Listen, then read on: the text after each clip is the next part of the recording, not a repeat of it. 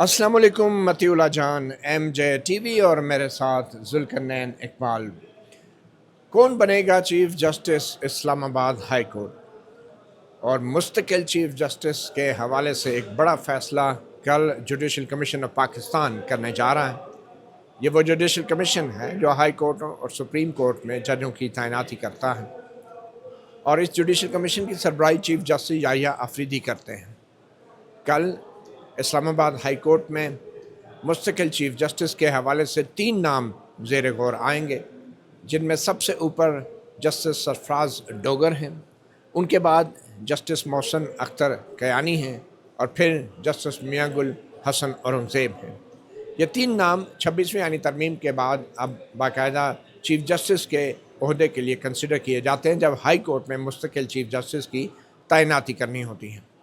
मगर justice Sarfaraz Dogar Islamabad high court में सबसे सीनियर तरीन जज हाल ही में सुप्रीम कोर्ट के आइनी बेंच के एक हुक्म के ज़रिए करार दिए गए और ये वो हुक्म था जो जस्टिस मोहम्मद अली मज़हर के सरबराही में कायम 5 रुकनी आइनी बेंच ने 3-2 की अक्सरियत से दिया था। और इस हुक्म के ख़िलाफ़ जो इस्लामाबाद हाई कोर्ट के 5 जजेस हैं, जिसमें justice Mohsin Akhtar Kayani, justice Babar Sattar, justice Sardar Ejaz साग, जस्टिस समन रिफ़त और जस्टिस तारिक महमूद जहांगीरी, ये 5 जजेस ऑलरेडी इंट्रा कोर्ट अपील में भी जा चुके हैं। इन 26वीं आइनी तरमीम के बाद आइनी बेंच के फ़ैसले के ख़िलाफ़ एक इंट्रा कोर्ट अपील होती है और ये वो अपील होगी जो कि यही 5 रुकनी बेंच नहीं सुन सकता, यानी कि जस्टिस मोहम्मद अली मज़हर, जस्टिस सलाउद्दीन पवर और जस्टिस शाहिद बिलाल, जिन्होंने 3-2 की अक्सरियत से फ़ैसला दिया है, और जस्टिस नईम अख्तर अफ़गान और जस्टिस शकील अहमद, ये 5 जजेस इंट्रा कोर्ट अपील नहीं सुनेंगे। तो वो कौन से जजेस होंगे इस पर भी बात करते हैं, लेकिन पहले बात करते हैं कौन बनेगा इस्लामाबाद हाई कोर्ट का चीफ जस्टिस। और उसके लिए सबसे पहले जुल्करनैन इकबाल साहब, मैं तो बात करना चाहूँगा जस्टिस मोहम्मद अली मज़हर के दिए गए उस फैसले की, जिसमें उन्होंने सदर ममलिकत से ये कहा था कि वो अपने नोटिफिकेशन में तरमीम कर लें या फिर एक ऑर्डर जारी करें बतौर प्रेसिडेंट। तो उन्होंने नोटिफिकेशन में तरमीम कर ली और अब नोटिफिकेशन में तरमीम के मुताबिक इस्लामाबाद हाई कोर्ट के सीनियर तरीन जज जो हैं वो जस्टिस सरफराज डोगर हैं। मेरे ज़हन में एक सवाल ये आ रहा है कि जस्टिस मोहम्मद अली मज़हर के 5 रुकनी आइनी बेंच ने 19 समातें की, एक तवील बहस हुई इस अहम कार आइनी नुक्ते के ऊपर कि क्या ये तबादले जो हैं मुस्तकिल होते हैं या आर्जी होते हैं और इनकी सीनियरिटी का तयन कैसे होगा। और इतनी तवील बहस के बाद ये मामला जस्टिस मोहम्मद अली मज़हर ने सिर्फ सदर के तरफ उछाल दिया, हालांकि इनको पूरा जो मशावरती अमल था, जिसमें चीफ जस्टिस ऑफ पाकिस्तान भी हैं, हाई कोर्ट के 2 चीफ जस्टिस साहिबान भी हैं, बल्कि जिस जज का तबादला हो रहा है उसकी कंसेंट लेने के लिए भी ये दोबारा होना चाहिए था। और इसमें सबसे बड़ी खामी भी जिसमें पॉइंट आउट कर दी खुद जस्टिस मोहम्मद अली मज़हर ने कि इसमें टर्म्स एंड कंडीशन ही नहीं बताई गई मशावरत लेने से पहले। और मेरे ख्याल में जस्टिस मोहम्मद अली मज़हर ने माजरत के साथ एक चालाकी ये की कि बजाय इसके वो सारा मशावरती अमल दोबारा शुरू करते, उसमें फिर एक बहुत बड़ा मसला आ जाता है चीफ जस्टिस याहिया अफरीदी के लिए कि जो पब्लिकली कह चुके थे हम मीडिया वालों को कि उनकी नज़र में ये जो तबादला शुदा जजेज़ हैं बॉटम में जाने हैं। तो अगर ये सारा मशावरती अमल रिमांड हो जाता और दोबारा से मशावरत की जाती तो फिर तो ये तबादले हो ही नहीं सकते थे, क्योंकि चीफ जस्टिस याहिया अफरीदी ने तो ना कर देनी थी। तो आपको क्या लगता है कि ये जो फैसला आया जजेस सीनियरिटी का, ये एक चालाकी का नतीजा है और जस्टिस मोहम्मद अली मज़हर ने चीफ जस्टिस याहिया अफरीदी को रेस्क्यू किया है और या याहिया अफरीदी साहब ने अपने आप को रेस्क्यू किया है? क्या लग रहा है आपको? सर, मज़हर साहब का फ़ैसला पढ़ें, वो समझ लें कि जैसे पनामा में था ना, इजाज़ुल एहसन साहब का जजमेंट पढ़ें जो पहला आया था जिसमें JIT बनाई थी, वो पूरा कलदम करा और डिस्क्वालीफाई करते करते करते नीचे एंड में JIT में घुस गए थे। ठीक है, उसी तरीके से मज़हर साहब भी तबादले के ऊपर बहुत सी ऑब्जर्वेशन देते देते नीचे आकर नोटिफिकेशन कलदम करार देने के बजाय सदर को दे दिया वापस। रीज़न इसकी क्या है? मती भाई खुली बात करूँगा, ठीक है। सिस्टम जो इस वक्त चल रहा है, जो इस वक्त लागू है, इसको हाइब्रिड कहें या कोई और नाम जाम जो भी दे लें, सिस्टम इस वक्त एक जो नाफिज है ना मुल्क में, उसकी बका इस वक्त डोगर साहब से। ऐਵੇਂ नहीं हुआ कि मतलब सुप्रीम कोर्ट से एक फ़ैसला डोगर साहब की हक़ में आ गया, आउट ऑफ द वे जाके आया। मेरी नज़र में वो बनता नहीं था लेकिन उन्होंने दे दिया। और अगर वो मामला सारा दोबारा से करते तो फिर याहिया साहब मुश्किल में आते तो या ये सब सिस्टम को नाराज़ करने की पोजीशन में आपको कहीं से नज़र आते हैं? नहीं नज़र आते ना। तो फिर वो इतना बड़ा पंगा क्यों लगता है सिस्टम के साथ कि देखिए अंदर आप जैसे आपसे बात हो रही थी, आपने कहा था कि मुझे लगता है हो सकता है मियाँ गुल साहब को चीफ जस्टिस बना दें और डोगर साहब आइनी बेंच के सरबराह बन जाएं। इमरान खान साहब के जितने केस हैं क्रिमिनल हैं। इस वक्त सिस्टम की वाइड बकाया इमरान खान को जेल में रखना है, ठीक है। उनको जेल में रखने के लिए ज़रूरी है कि उनके केस या लगे ही ना जिस तरह पूरा है, या लगे तो लंबी डेटें पड़ जाएँ। ये काम क्रिमिनल केसेस आईनी बेंच में नहीं जाते होते। तो डोगर साहब फिर वहाँ पे क्या करेंगे बैठ के? उनके लाने का तो मकसद ही फोत हो गया। फिर जो बज़ाहिर अभी नज़र आ रहा है, जो इल्ज़ाम लगाया जाता है उनके ऊपर, वो सारी चीज़ तो फिर ख़त्म हो जाएगी। आईनी बेंच में बैठ के उन्होंने क्या करना है? वो अगर आईनी बेंच में फ़र्ज़ करें डोगर साहब चले गए उधर, ये सारा मामला आ गया इनके पास, क्या नाम है इनका, मियाँ गुल हसन औरंगज़ेब साहब के पास। अगर इन्होंने अपने पास केस लगाया या फ़र्ज़ करें कियानी साहब के पास लगा दिया, तो फिर क्या होगा? या कियानी साहब पे मुश्तमिल को डीबी बना दी ऐसी, सम्मान रिफत साहिब आसाद आ गई, बाबर सत्तार साहब आ गए, तो ये तो मतलब सिस्टम से पंगा लेने वाली बात हुई ना। तो इसलिए मेरा ख्याल है कि वो डोगर साहब भी कल, क्योंकि जुडिशल कमीशन में कौन सा उन्होंने देखना आइन में है या नहीं, एलिजिबिलिटी क्राइटेरिया क्या है क्या नहीं है, उन्होंने वोटिंग से ही करना होता है। वो मंदोखेल साहब को भी याद है, हमने कहा था, उन्होंने कहा जी रूल्स बना रहे हैं एलिजिबिलिटी के लिए, उस पर उनको हमने कहा था जब ये वोट टेकिंग थी कायम मकाम चीफ जस्टिस मुनीब अख्तर साहब की, उन्होंने हमने कहा सर अब जो मर्जी क्राइटेरिया बना लें, एक बंदा क्राइटेरिया पे पूरा नहीं उतर रहा, लेकिन जुडिशल कमीशन वोटिंग से कर रहे थे, फिर अब क्या करें? उन्होंने कहा जमहूरियत है। मैंने कहा सर पब्लिक के वोट नहीं मानने, यहाँ पे अपने 4 बंदों के वोट मान लेने। उन्होंने कहा जी वो पब्लिक के वोटों का अलग मैकेनिज्म आइन में दिया हुआ है, तो उसका मैं तो कुछ नहीं कर सकता, मैंने तो नहीं किया। वैसे यहाँ भी अगर जुडिशल कमीशन के वोटों की गिनती अगर इलेक्शन कमीशन से कराई जाए तो शायद मुख्तलिफ नताइज आए। नहीं, फिर ऐसे मुख्तलिफ नताइज आएंगे कि जो वोट गवर्नमेंट के खिलाफ पड़े वो भी हक में निकल आएंगे। फिर मंसूर अली शाह साहब को फॉर्म 47 चैलेंज करना पड़ेगा। लेकिन आपने जितनी भी बातें की हैं जुल्करनैन, मैं आपसे बातों से तायद करता हूँ, लेकिन सवाल ये पैदा होता है कि चीफ जस्टिस याहिया अफरीदी का इस सारे अमल में क्या किरदार रहा है। अब देखें, वो ये तासुर देते रहे मीडिया से, जो उन्होंने बात की कि मैं समझता हूँ जो ट्रांसफर जजेज़ हैं उनका सीनियरिटी में सबसे नीचे नाम आना चाहिए, और उससे पहले जुडिशल कमीशन के इजलास में उन्होंने जस्टिस मियाँ गुल हसन औरंगज़ेब को इस्लामाबाद हाई कोर्ट से सुप्रीम कोर्ट में तैनात करवाया एज़ जिसको कहते हैं ना एक्टिंग जज सुप्रीम कोर्ट, ठीक है। और सर ये तासुर दिया कि वो भी अभी रेस में हैं इस्लामाबाद हाई कोर्ट की चीफ जस्टिस के अहदे के लिए। मगर मुझे उनका कंडक्ट जो है बड़ा डाउटफुल इसलिए लग रहा है कि अगर मियाँ गुल को वो ये लारा लगाते रहे कि आप भी रेस में हैं, तो फिर और ये भी कहते रहे मीडिया को कि मेरे ख्याल में ट्रांसफर जजेस बॉटम में आने चाहिए, तो फिर इन तबादला शुदा जजों की जब summary chief justice Yahya Afridi के पास आई थी, तो उन्होंने उस वक्त ये सवालात क्यों नहीं उठाए कि इनकी सीनियरिटी क्या होगी, ये मुस्तकिल होंगे, आर्जी होंगे। और अब जबकि जस्टिस मोहम्मद अली मज़हर ने फ़ैसला दिया भी है, तो बेसिकली तो ये पूरा कंसल्टेटिव अमल जो है दोबारा होना चाहिए था ना कि सिर्फ एक क्लर्क को आप कहते हैं, क्लर्क को कहते हैं आप इसमें ये भी टाइप कर दो वो भी, ये कोई क्लैरिकल काम तो नहीं है, इनकी तशरीह का मामला था। तो मुझे ये लग रहा है कि जस्टिस मोहम्मद अली मज़हर ने न सिर्फ ये कि चीफ जस्टिस याहिया अफरीदी को रेस्क्यू किया, चीफ जस्टिस याहिया अफरीदी खुद भी रेस्क्यू होना चाह रहे थे। वो कहते कि ये गर्म आलू मेरी तरफ नहीं उछालना, क्योंकि मैं तो मीडिया को कह चुका हूँ कि भाई मेरी तो फिर ये राय। और आपको पता है ये अटॉर्नी जनरल कंसीड कर चुके हैं कि अगर इन तमाम कंसल्टीज में से एक कंसल्टी भी इनकार कर देता है, ठीक है, तो वो फिर तबादले नहीं हो सकते।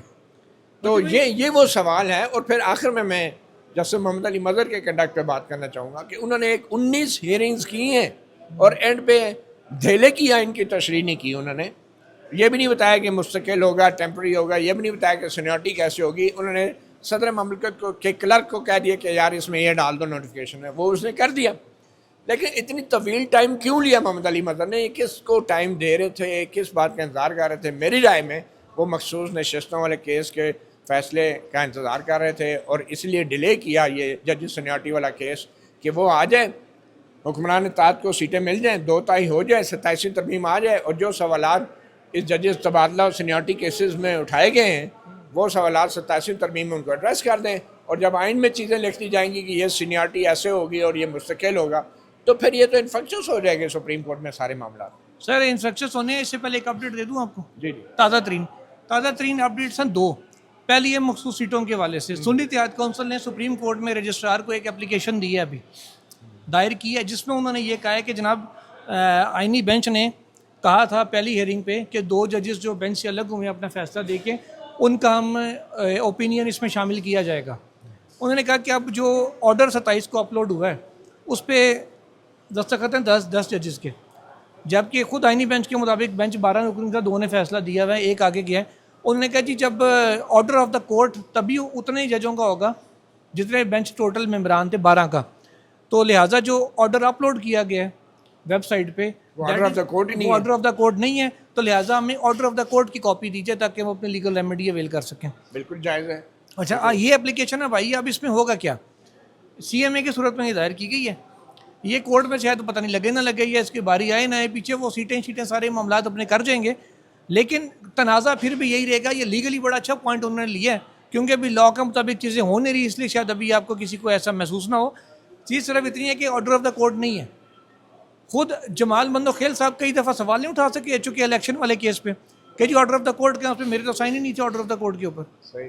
तो वो अब ऑर्डर ऑफ द कोर्ट बनाने के लिए मेरा ख्याल है ये तगोदो शायद इनको करनी पड़े, फिर वो मिन्नत अल्लाह जाके करने की कोशिश आपके ख्याल करेंगे। में जैसे आयशा मलिक और जैसे अकील अब्बासी इस ऑर्डर पे दस्तखत क्यों नहीं कर रहे हैं? अगर नहीं किया तो क्यों नहीं किया रहे? कोई रीज़न है, कोई कॉज है, कोई लीगल रीज़न है? वो तो उन्होंने कहना कि हमने अपना ओपिनियन दे के साइड पे हो गए हैं, अब हम उस बेंच का हिस्सा नहीं है तो हम उस पर साइन कैसे करें उस बेंच के ऑर्डर के ऊपर? नहीं, मेरे ख्याल में उनको जिस अनसेरेमोनियस तरीके से बेंच से हटाया गया है, क्योंकि मेरी ये राय थी कि वो राय तो दे चुके थे लेकिन उन्होंने रिक्यूज़ नहीं किया था और उन्होंने अपने नोट्स में वाजे किया था कि हमने रिक्यूज़ नहीं किया। अच्छा मैं इस पर आपको एक चीज़ और भी देता हूँ, एक केस लॉ देता हूँ, चलता हुआ केस लॉ। वो ये कि आपको याद होगा इमरान खान 25 मई को लॉन्ग मार्च लेके आए थे पेशावर से, जो कहा गया इन्होंने गवर्नमेंट कंटेम्प्ट में आगे कि जी 4 किलोमीटर आगे आ गए, HA उधर रुकना था, उन्होंने H9 वाले ग्राउंड में, उसकी जगह वो इधर डी चौक था, डी चौक कह रहा हूँ, ये सेंटोरस तक आ गए थे। अच्छा इस सारे में कंटेम्प्ट के लिए बेंच बना था, 5 रुकनी बेंच था। यही अफरीदी साहब ने इमरान खान साहब को कंटेम्प्ट का मुर्तकिब करार दे के कहा जी कार्रवाई की जाए। बाकी 4 जजेस ने कहा, बंदयाल साहब थे उसमें, नकवी साहब थे, गालिबन एजाज साहब भी थे, उन्होंने कहा जी नहीं अभी हम देखेंगे सूरत हाल को कि इमरान खान तक पैगाम पहुंचा भी था कि नहीं। अच्छा सुने, ये साहब ने ओपिनियन दे दिया था अपना, लेकिन वो बदस्तूर बेंच का हिस्सा रहते थे, आते थे, हियरिंग करते थे, सब कुछ होता था। ओपिनियन देने के बावजूद उनको बेंच से अलग नहीं किया गया था, तो यहाँ पे कैसे कर दिया गया? कोर्ट में आके भले अमीनुद्दीन खान साहब कहते हैं कि जी वो सारे कायक हम आपको नहीं बता सकते, उनको कहा गया था वो खुद नहीं आए, जबकि एक जज साहब ने उनमें से एक तकरीब में कह भी दिया था, जब उनसे पूछा गया कि जी आप क्यों नहीं आए, उन्होंने कहा जी हमें डाला ही नहीं गया, तो हम कहाँ से आते, बेंच पे नहीं शामिल। हाँ कि खुद कैसे आके बैठ जाएं। तो ये आरा भी मुतजाद हैं, ऐसा नहीं है कि वो इतनी सिचुएशन सिंपल थी कि वो साइड पे हो गए, उन्होंने कहा ठीक है जी हम बुलाते हैं, वो आते नहीं हैं, तो उधर से भी मामला ख़राब है। ये कटा जो है ना मखसूस सीटों वाला, वो 4-3 जो इसी गवर्नमेंट ने खोला था पिछले दौर में, वो अब इनके अपने हाथ में आगे पड़ गया और ये दुनिया की किसी अदालत में ले जाए कोई इसको कोर्ट ऑर्डर नहीं मानेगा। ठीक, और ये इससे तो बड़ा बहरान तब पैदा होगा कि जब कोर्ट ऑर्डर के बगैर इलेक्शन कमीशन या सीटें नून लीग को कौमी असम्बली में 10 सीटें या 12 सीटें दे देता है और उन हुक्मरान इत्तेहाद की जो है 2 तिहाई अक्सरियत हो जाती है और वो अगर 27वीं तरमीम कर देते हैं, तो ये तो फिर सबसे बड़ा एक बहरान पैदा हो जाएगा। इलेक्शन कमीशन ने इजलास बुला लिया अपना इसी सीटों के वाले से फैसला करने के लिए। अच्छा, उस इजलास के अंदर वो कोर्ट ऑर्डर कह देंगे कि जी हमें मिल गया, ऑर्डर ऑफ द कोर्ट या कोर्ट ऑर्डर वो जो भी करें उनके लिए तो ऑर्डर ही है ना सर, उनकी तो पिटीशन भी है ना, वो एक जज भी साइन करे तो उन्होंने कहना जी जज नहीं किया ना, कौन सा कोई मले से किसी मोची ने करके दिया साइन, जज नहीं करके दिया, हो गया साइन। जैसे जस्टिस मीनुद्दीन कहा था कि ये जो खवातीन को नून लीग को सीटें जाएंगी तो खवातीन को ही जाएंगी ना। जाएंगे कौन सा मर्दों को जाएंगे तो वो कहेंगे भाई 10 जजों ने साइन कर दिए, बहुत है, मेजोरिटी के साइन हो गए, काफ़ी बहुत इम्प्लीमेंट कर देंगे। और यही वजह है कि एक आइनी बहरान पैदा होगा, क्योंकि आज तक सुप्रीम कोर्ट की तारीख में हमेशा ऑर्डर ऑफ द कोर्ट से मुराद वो होती है कि जो जजेस इख्तलाफ भी करते हैं वो भी हतमी जो ऑर्डर होता है उस पर दस्तखत करते हैं, और उस ऑर्डर ऑफ द कोर्ट के बगैर जो है हुकूमत सुनी सुनाई ख़बरों पे या सिर्फ चंद जजेस के दस्तखतों के ऊपर अहकामात पे अमल दरामद नहीं करती। और अगर ऐसा होता है और 27वीं तरमीम हो जाती है तो फिर ये एक बहुत सीरियस आइनी एक और बहरान। मजे की बात बताऊं, इलेक्शन कमीशन ने भी वो पंजाब के भी इलेक्शन ऑर्डर पे इम्प्लीमेंट नहीं किया था, उन्होंने भी तोजी एक ये दी थी रिव्यू दायर करते हुए कि जनाब ये ऑर्डर ऑफ द कोर्ट है ही नहीं, इस पर सारों के साइन नहीं है। साइन नहीं है। अब वो मान लेंगे अब ऑर्डर ऑफ द कोर्ट है, इलेक्शन कमीशन ने तो बड़ी वजाहतें भी जारी की हैं पिछले दिनों कोई प्रेस रिलीज के जरिए हाँ, एक आईनी इदारा जो कि तौहीन अदालत के मुकदमात चला रहा है, पेंडिंग है, वो बड़ा डाढ़ा इदारा है, लेकिन जो क्या कहना चाहिए बकरी की तरह प्रेस रिलीजन जारी कर रहा है, अपनी वजाहतें दे रहा है कि हम बड़े इम्पार्शल हैं और पूरे 76 साल के इलेक्शन कमीशन के फैसलों का दिफा कर रहा है। तकरीबन 1 से सवा साल पहले की बात है, जब ये सारा फटा खान साहब की गवर्नमेंट जाने के बाद स्टार्ट हुआ था। पीटीआई का कोई बंदा इलेक्शन कमीशन वहाँ से गुजरते गुजरते ओए भी कह के चले जाता था, अंदर से प्रेस रिलीज आ जाती थी, हमें ओए ना कहा जाए, ठीक है, आईनी इदारा है, इहतराम से मुखातिब किया जाए, ऐसी चीज़ें आती थी। मेरी मुलाकात हुई चीफ इलेक्शन कमिश्नर साहब से, ठीक है, साकिब विर्क भी मेरे साथ मौजूद थे जो अब इस वक्त अमेरिका में हैं, वो एक्सप्रेस से, तब मैं समा में था, उनसे मुलाकात हुई तो वहाँ मैंने उनको ये बात की, मैंने कहा सर सियासी जमातों का काम है इदारों के मुतलिक बात करना, पार्लियामेंट में भी करेंगे, पार्लियामेंट के बाहर भी करेंगे, आप एक आईनी इदारा हैं, आपका काम नहीं है हर सियासी बंदे की बात का जवाब देते रहना। आईनी इदारे का एक अपना चीज़ होती है। मैंने कहा सुप्रीम कोर्ट के बारे में लोग क्या क्या नहीं कहते, फिर तौहीन अदालत के इख्तियारात भी आपके पास हैं, बकौल आपके। वो कहते हैं कि आपकी बात अगर मैं असूली तौर पे देखूँ ना तो 100% दुरुस्त है। मैंने कहा फिर कहते हैं लेकिन वो इतनी बातें हमारे पे कर जाते हैं ना, तो इसलिए हमें जवाब देना पड़ता है, और आपकी बात से इत्तेफाक करते हुए मैं करता हूँ, लेकिन ये जवाब आते रहेंगे। अच्छा, वैसे इसकी एक ही वजह है, चोर की दाढ़ी में तिनका, जो कोई 2018 के इलेक्शन में हुआ, 2024 के इलेक्शन में हुआ, और जो इलेक्शन कमीशन ये सीटों के मामले पे देखे ना, ये फरीक बन गया है। और इलेक्शन कमीशन ने भरपूर कानूनी जंग लड़ी है कि नून लीग और पीपल पार्टी को वो सीटें मिलनी चाहिए। ये इलेक्शन कमीशन आईनी इदारे ने लड़ी है, जो सीटें पीटीआई को सुप्रीम कोर्ट दे चुकी थी और उसके फैसले पे अमल भी नहीं किया, उसके खिलाफ तौहीन अदालत की पिटीशन पेंडिंग है अभी भी। कल मैं देख रहा था ट्विटर पे किसी ने किया हुआ था कि ये पहली हुकूमत है जिसको 2/3 अवाम ने नहीं अदालतों ने दी। हाँ, बिल्कुल, अदालतों ने क्या, ये इलेक्शन कमीशन भी और अदालतें सारों ने मिल के दिए। अब सवाल वही आता है कि कल जुडिशल कमीशन के इजलास में क्या होगा। सर डोगर साहब बन जाएंगे चीफ जस्टिस। अच्छा, देखिए अगर तो अदलिया की इज्जत का मामला करना ना, तो जमाल मंदो खेल साहब वीडियो लिंक पे गालिबन ज्वाइन करेंगे इनको, क्योंकि वो कोयटा में, मैंने अभी चेक किया था कि अगर हम फातिहा खानी के लिए 2-4 लोग जा सकें तो पता चला वो छुट्टियों पे और कोयटा में है। He will join from the video link. तो मेरा ख्याल है इस तरह अदलिया की इज़्ज़त के लिए वो आए थे यहाँ पे, तो अदलिया की इज़्ज़त के लिए शायद वो अपनी ये राय ज़रूर दें जुडिशल कमीशन को कि 5 जजों ने साहिल 1 की इंट्रा कोर्ट अपील दायर कर दी है, तो थोड़ा सा वेट कर लें, डोगर साहब को मज़ीद 1 महीना चला लें, चाहे इतने महीने चलाया टाइम काम के तौर पे, बाद में मुस्तकिल कर देना। हो सकता है वो ये राय दे दें अदलिया की इज़्ज़त को मद्देनजर रखते हुए, क्योंकि वो इज़्ज़त की खातिर यहाँ भी आ गए थे ना। मेरे ख्याल में चीफ जस्टिस अगर मियां गुल को बना देते हैं तो जो आईनी मामला उसमें प्रॉब्लम होगा। आपने सही बताया कि इमरान खान की अपीलें हैं, केसेस हैं, लेकिन उसके अंदर भी इमरान खान की अपीलों में भी फौरी डिसीजन होना बहुत मुश्किल लग रहा है। सर वो नहीं, सस्पेंशन ऑफ सेंटेंस पे तो हो सकता है ना। हाँ, सिस्टम की बका के लिए एक तो मामला है, दूसरा ये कि याहिया साहब अकेले तो बेंच ऑलरेडी बन गए हैं जिन जिन अपीलों में इमरान खान के केसेस में। क्या जस्टिस मियां गुल आके वो बेंच तब्दील कर देंगे? मुझे नहीं लगता कि कर सकते हैं, लेकिन मुझे लगता नहीं है कि वो करेंगे, क्योंकि पेंडिंग मैटर है ना। अच्छा, और उसमें पहले ही एतराज़ खुद जस्टिस बाबर सत्तार उठाते रहे हैं और जस्टिस मोहसिन अख्तर कियानी कि एक पेंडिंग मैटर के अंदर सब जुडिस मैटर के और कैसे बेंच तब्दील। मतलब 2 अलग चीज़ें हैं। अगर तो बेंच ने पार्ट ऐड किया हुआ है तो फिर तो आप कर नहीं सकते। सही है। इनके पार्ट ऐड केसेस इनसे वापस लिए गए थे ना, वो तब श्योर करते थे। एग्जैक्टली, मैं यही कह रहा हूँ ना कि अब ये क्यों part add, suspension of sentence में पार्ट ऐड उन्होंने कहीं डिक्लेयर ही नहीं किया हुआ। अच्छा, उसमें डिक्लेरेशन जो है ऐसा ज़रूरी नहीं होती, क्योंकि सुप्रीम कोर्ट इस मामले पे वैसे एक और भी बात है ना, उनके सामने हमेशा फिक्स हुआ, नैब ने आके टाइम मांगा, अभी तक प्रोसीडिंग तो ही नहीं, प्रोसीडिंग तो अभी स्टार्ट होनी है। सही। तो जब एक केस फिर आपने लगाया, एडजर्मेंट दे दी, लगाया एडजर्मेंट दे दी, फिर तो बेंच भी चेंज हो सकता है, फिर तो इशू नहीं है। आपकी बात सही है कि गवर्नमेंट ने जो है वो इज्जत या बेइज्जती में से किसी एक की चॉइस करनी, या ये सब अगर तजवीज़ दे भी दें कि जी मेरा चीफ जस्टिस गुल हसन औरंगजेब होगा, तो जब वहाँ वोटिंग होगी, वोटिंग में तो रह जाएंगे। लेकिन याहिया साहब का मुझे एक बड़ा अजीब लगा कंडक्ट, कि एक तरफ उनका बड़ा स्ट्रांग व्यू था कि ये तबादला शुदा जज जूनियर मोस्ट होंगे, दूसरी तरफ मियां गुल को सुप्रीम कोर्ट ले आए, और तीसरी तरफ याहिया साहब को पता था कि उनके पास वो वोट नहीं है मियां गुल को चीफ जस्टिस बनाने के। तो मुझे बताइए याहिया साहब ने क्या किया? और जैसा मैंने कहा कि जैसे मोहम्मद अली मजहर ने ये जो रिमांड किया केस, ये याहिया साहब और हाईकोर्ट के जजेस को जाना चाहिए था ना, ये इन्होंने सदर को भेज दिया क्लैरिकल तब्दीली के लिए, अमेंडमेंट के लिए। बात वही है, अब ये सारे इस वक्त सिस्टम की बका की जंग लड़ रहे हैं।